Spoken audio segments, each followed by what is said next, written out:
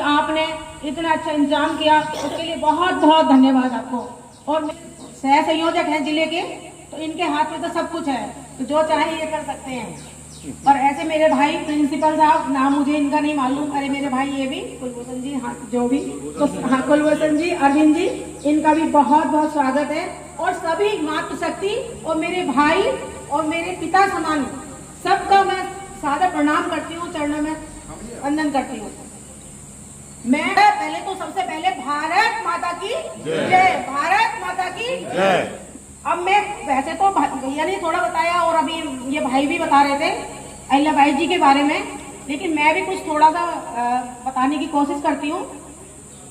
ये हमारा जो पुण्य श्लोक माँ अहिल्याबाई, जो जिसका अर्थ है पवित्र मंत्रों की तरह शुद्ध, क्योंकि वो बिल्कुल पवित्र थी, बिल्कुल जैसे मंत्र होते हैं ना पवित्र मंत्र, ऐसे ही उनका नाम इसीलिए पुण्य श्लोक माँ अहिल्याबाई रखा गया।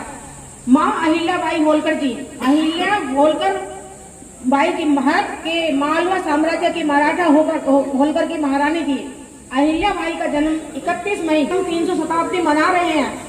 उनके पिता नेगोजी राव शिंदे अपने गांव के जैसे प्रधान होते ऐसे पाटिल थे, जहां कन्याओं के आज भी बहुत लोग पिछड़े हैं, गांव में कितने पीछे हैं, बहुत से नहीं पढ़ाते बच्चों को, लेकिन उन्होंने 300 वर्ष पहले अपनी लड़की को शिक्षा दी। अहिल्याबाई का विवाह, होलकर जी का विवाह राज्य के संस्थापक महाराज मल्हाराव होलकर के पुत्र खांडे राव से हुआ। अहिल्याबाई के पुत्र का नाम मालेराव और पुत्री का नाम मुक्ताबाई था। मल्हाराव के जीवन काल में ही उनके पुत्र खांडे राव जी का निधन हो गया।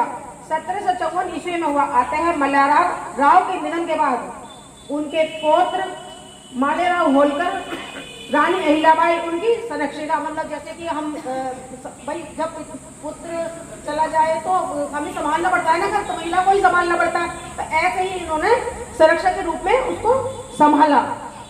मालेराव होलकर की बीमारी के कारण मृत्यु हो गई। मालेराव होलकर के महेश्वर बनाई।